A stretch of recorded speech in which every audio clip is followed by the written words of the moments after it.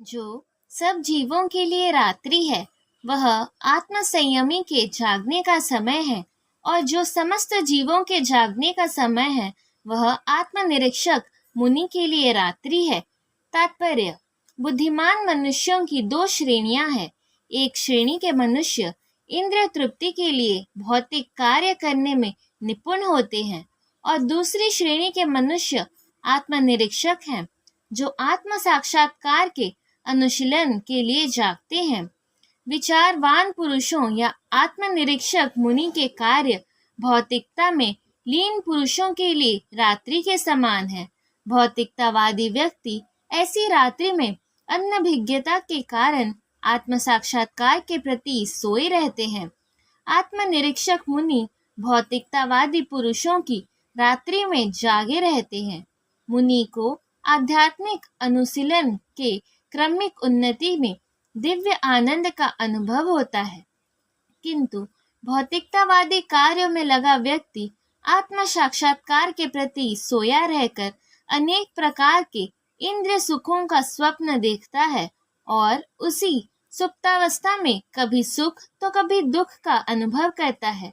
आत्मनिरीक्षक मनुष्य भौतिक सुख तथा दुख के प्रति अन्यमनस्क रहता है। वह भौतिक घातों से अविचलित रहकर आत्म साक्षात्कार के कार्यों में लगा रहता है। जो पुरुष समुद्र में निरंतर प्रवेश करती रहने वाली नदियों के समान इच्छाओं के निरंतर प्रभाव से विचलित नहीं होता, और जो सदैव स्थिर रहता है, वही शांति प्राप्त कर सकता है। वह नहीं जो ऐसी इच्छाओं को तुष्ट करने का चेष्टा करता है।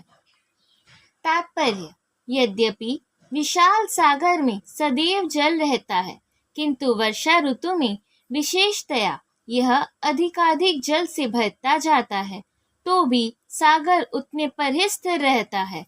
न तो वह विशुद्ध होता है और न तट की सीमा का उल्लंघन करता है। यही स्थिति कृष्ण भावना भावित व्यक्ति की है। जब तक मनुष्य शरीर है, तब तक इंद्रिय तृप्ति के लिए शरीर की मांगे बनी रहेंगी, किंतु भक्त अपनी पूर्णता के कारण ऐसी इच्छाओं से विचलित नहीं होता। कृष्ण भावना भावित व्यक्ति को किसी वस्तु की आवश्यकता नहीं होती, क्योंकि भगवान उसकी सारी आवश्यकताएं पूरी करते रहते हैं। अतः वह सागर के तुल्य होता है, अपने में सदैव पूर्ण। सागर में गिरने वाली नदियों के समान इच्छाएं उसके पास आ सकती है, किंतु वह अपने कार्य में स्थिर रहता है और इंद्रिय तृप्ति की इच्छा से रंच भर भी विचलित नहीं होता। कृष्ण भावना भावित व्यक्ति का यही प्रमाण है। इच्छाओं के होते हुए भी वह कभी इंद्रिय तृप्ति के लिए उन्मुख नहीं होता, चूंकि वह भगवान की दिव्य प्रेमा भक्ति में तुष्ट रहता है। अतः वह समुद्र की भांति स्थिर रहकर पूर्ण शांति का आनंद उठा सकता है।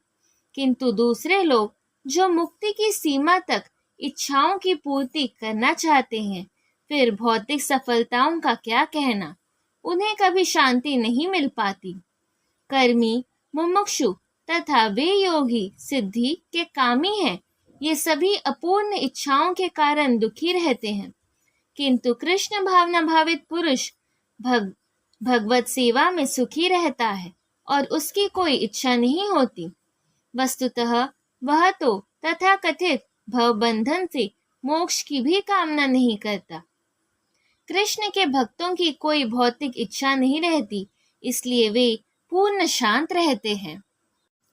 जिस व्यक्ति ने इंद्रिय तृप्ति की समस्त इच्छाओं का परित्याग कर दिया है, जो इच्छाओं से रहित रहता है, और जिसने सारी ममता त्याग दी है तथा अहंकार से रहित है, वही वास्तविक शांति को प्राप्त कर सकता है। तात्पर्य: निस्पृह होने का अर्थ है इंद्रिय तृप्ति के लिए कुछ भी इच्छा न करना। दूसरे शब्दों में, कृष्ण भावना भावित होने की इच्छा वास्तव में इच्छा शून्यता या निस्पृहता, इस शरीर की मिथ्या ही आत्मा माने बिना तथा संसार की किसी वस्तु में कल्पित स्वामित्व रखे बिना श्री कृष्ण के नित्य दास के रूप में अपनी यथार्थ स्थिति को जान लेना कृष्ण भावनामृत की सिद्ध अवस्था है। जो इस सिद्ध अवस्था में स्थित है वह जानता है कि श्री कृष्ण ही प्रत्येक वस्तु के स्वामी है, अतः प्रत्येक वस्तु का उपयोग उनकी तुष्टि के लिए किया जाना चाहिए। अर्जुन आत्मतुष्टि के लिए युद्ध नहीं करना चाहता, किंतु जब वह पूर्ण रूप से कृष्ण भावना भावित हो गया तो उसने युद्ध किया, क्योंकि कृष्ण चाहते थे कि वह युद्ध करे। उसे अपने लिए युद्ध करने की कोई इच्छा न थी, किंतु वही अर्जुन कृष्ण के लिए अपनी शक्ति भर लड़ा। वास्तविक इच्छा शून्यता कृष्ण तुष्टि के लिए इच्छा है। यह इच्छाओं को नष्ट करने का कोई कृत्रिम प्रयास नहीं है।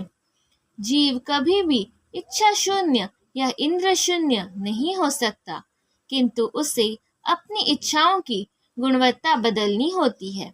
भौतिक दृष्टि से इच्छा शून्य व्यक्ति जानता है कि प्रत्येक वस्तु कृष्ण की है, अतः वह किसी वस्तु पर अपना स्वामित्व घोषित नहीं करता। यह दिव्य ज्ञान आत्म साक्षात्कार पर आधारित है, अर्थात इस ज्ञान पर कि प्रत्येक जीव कृष्ण का अंश स्वरूप है और जीव की शाश्वत स्थिति कभी न तो कृष्ण के तुल्य होती है न उससे बढ़कर। इस प्रकार कृष्ण भावनामृत का यह ज्ञान ही वास्तविक शांति का मूल सिद्धांत है। यह आध्यात्मिक तथा ईश्वरीय जीवन का पथ है, जिसे प्राप्त करके मनुष्य मोहित नहीं होता। यदि कोई जीवन के अंतिम समय में भी इस तरह स्थित हो तो वह भगवत धाम में प्रवेश कर सकता है। तात्पर्य: मनुष्य कृष्ण भावनामृत या दिव्य जीवन को एक क्षण में प्राप्त कर सकता है और हो सकता है कि उसे लाखों जन्मों के बाद भी न प्राप्त हो। यह तो सत्य को समझने और स्वीकार करने की बात है। कठवांग महाराज ने अपने मृत्यु के कुछ मिनट पूर्व कृष्ण के शरणागत होकर ऐसी जीवन अवस्था प्राप्त कर ली। निर्वाण का अर्थ है भौतिकवादी जीवन शैली का अंत। बौद्ध दर्शन के अनुसार इस भौतिक जीवन के पूरे होने पर केवल शून्य शेष रहता है, किंतु भगवद गीता की शिक्षा इससे भिन्न है। वास्तविक जीवन का शुभारंभ इस भौतिक जीवन के पूरा होने पर होता है। स्थूल भौतिकतावादी के लिए यह जानना पर्याप्त होगा कि इस भौतिक जीवन का अंत निश्चित है, किंतु आध्यात्मिक दृष्टि से उन्नत व्यक्तियों के लिए इस जीवन के बाद अन्य जीवन प्रारंभ होता है। इस जीवन का अंत होने के पूर्व यदि कोई कृष्ण भावना भावित हो जाए तो उससे तुरंत ब्रह्म निर्वाण अवस्था प्राप्त हो जाती है। भगवत धाम तथा भगवत भक्ति के बीच कोई अंतर नहीं है, क्योंकि दोनों चरम पद है। अतः भगवान की दिव्य प्रेमा भक्ति में व्यस्त रहने का अर्थ है भगवत धाम को प्राप्त करना। भौतिक जगत में इंद्रिय तृप्ति विषयक कार्य होते हैं और आध्यात्मिक जगत में कृष्ण भावनामृत विषयक। इसी जीवन में ही कृष्ण भावनामृत के प्राप्ति तत्काल ब्रह्म प्राप्ति जैसी है, और जो कृष्ण भावनामृत में स्थित होता है वह निश्चित रूप से पहले ही भगवत धाम में प्रवेश कर चुका होता है। ब्रह्म और भौतिक पदार्थ एक दूसरे से सर्वथा विपरीत है, अतः ब्रह्म स्थाति का अर्थ है भौतिक कार्यों के पद पर न होना। भगवत गीता में भगवत भक्ति को मुक्त अवस्था माना गया है, अतः ब्राह्म्य स्थिति भौतिक बंधन से मुक्ति है। श्रील भक्ति विनोद ठाकुर ने भगवत गीता के इस द्वितीय अध्याय को संपूर्ण ग्रंथ के प्रतिपाद्य विषय के रूप में संक्षिप्त किया है। भगवत गीता के प्रतिपाद्य है कर्म योग, ज्ञान योग तथा भक्ति योग। इस द्वितीय अध्याय में कर्म योग तथा ज्ञान योग की स्पष्ट व्याख्या हुई है एवं भक्ति योग की भी झांकी दी गई है। इस प्रकार श्रीमद् भागवत गीता के द्वितीय अध्याय गीता का सार का भक्ति वेदांत तात्पर्य संपन्न हुआ। जय श्री कृष्ण।